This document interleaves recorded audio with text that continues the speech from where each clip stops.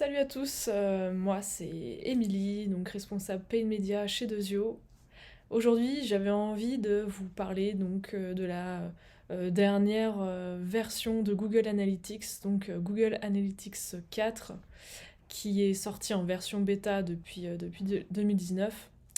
Je voulais donc vous présenter un peu cette nouvelle plateforme et surtout vous dire pourquoi il faut maintenant s'orienter vers cette nouvelle propriété, quels sont les bénéfices et donc la différence avec la version actuelle, Universal Analytics. Alors tout d'abord, pour ceux qui ne connaissent pas forcément Google Analytics, à quoi ça nous sert?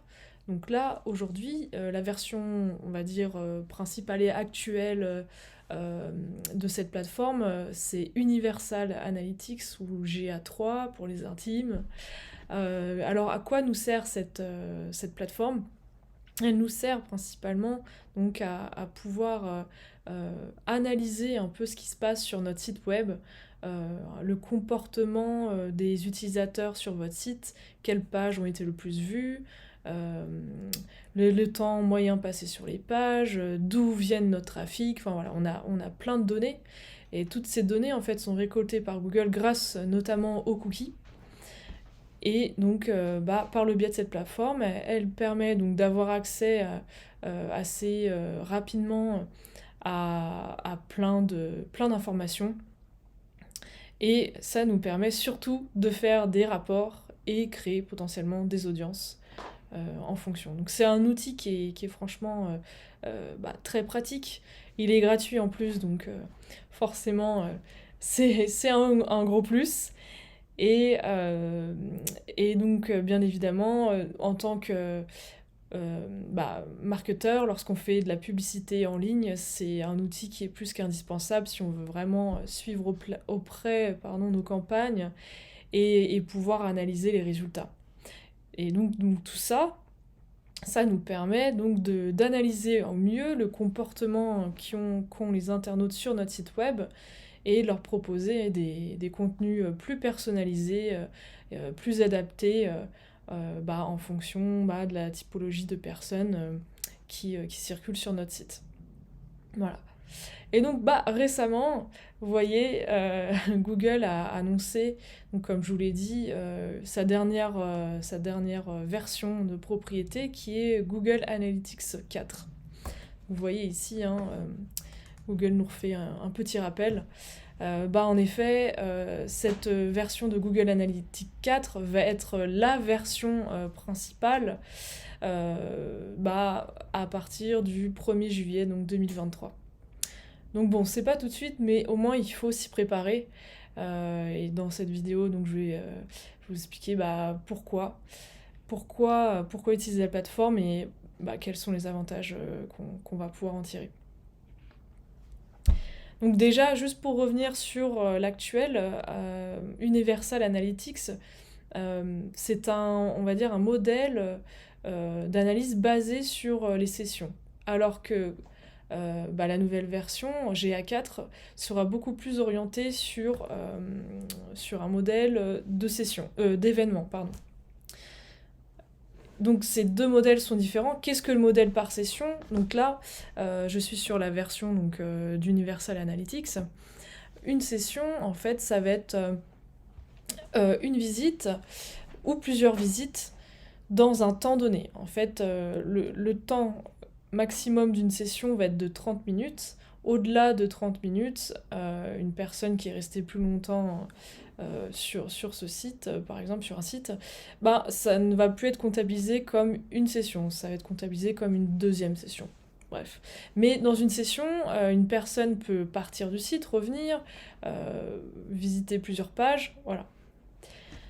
Grâce aux cookies, Google arrive à tracer en fait tout ce comportement-là et à savoir si cet utilisateur-là équivaut bien à une visite ou à une session.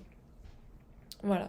Donc cette version-là est vraiment orientée sur ce modèle-là, c'est-à-dire que c'est plutôt assez factuel. On va voir facilement ce qui se passe sur le site, s'il est fonctionnel, si il n'y a pas de problème, s'il n'y a pas un taux de rebond trop élevé. Donc pour administrer vos sites web, c'est un bel outil, une belle plateforme, parce que vous avez tout de suite les indicateurs qui prouvent dès qu'il y a un problème.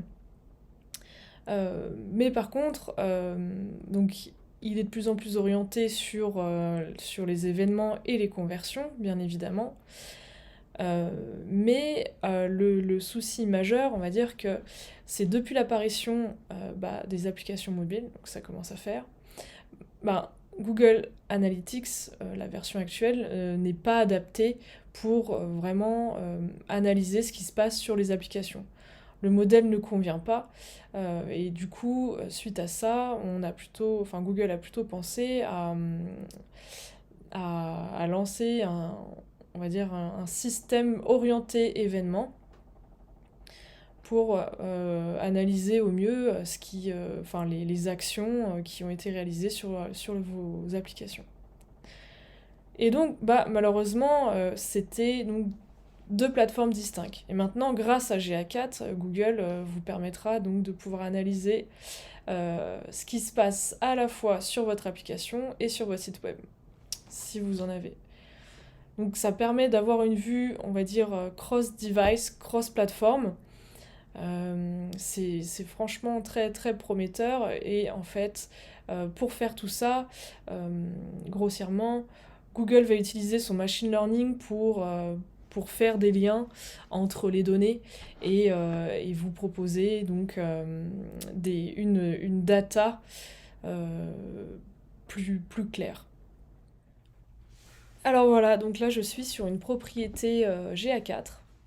Donc comme vous voyez, cette nouvelle propriété est vraiment basée sur les événements, un peu basée sur le même modèle qu'utilisaient donc les plateformes pour analyser ce qui se passe sur les applications.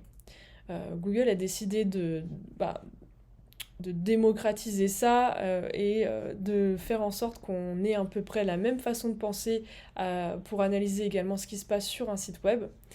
Donc vous allez voir, donc c'est certes une autre manière de réfléchir, mais une fois qu'on a bien compris le truc, vous allez voir, c'est très intéressant et relativement pratique aussi. Donc là, vous voyez, on a d'office, sans vraiment toucher à la configuration même de la propriété, Google nous propose des événements de base. Hop, je vais vous montrer là. Donc des événements de base qui ont été, on va dire, déduits par le machine learning. Donc il y a des clics, il y a des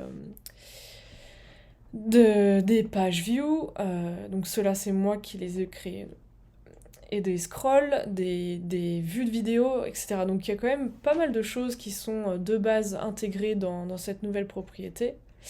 Et franchement, c'est relativement pratique. Ça nous évite de traquer, de passer un long moment sur Google Tag Manager, par exemple, pour pouvoir traquer un peu tout ce qui se passe sur notre site.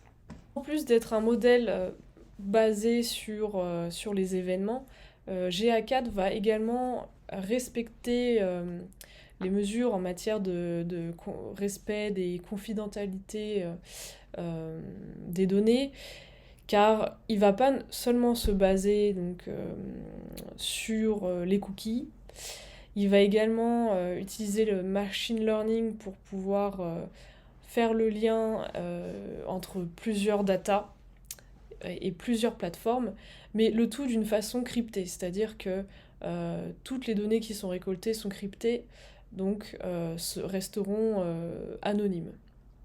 Voilà. Donc Google essaye de faire des efforts là-dessus, et en même temps essaye aussi de pallier au problème récent qui est donc de la non-acceptation des cookies. Donc là, ce qu'on a vu ces dernières années, en tant que marketeur, on a de plus en plus de mal à pouvoir retracer euh, et à avoir plus de vues sur les résultats de nos campagnes marketing, parce que donc tout simplement les personnes n'acceptent plus les cookies.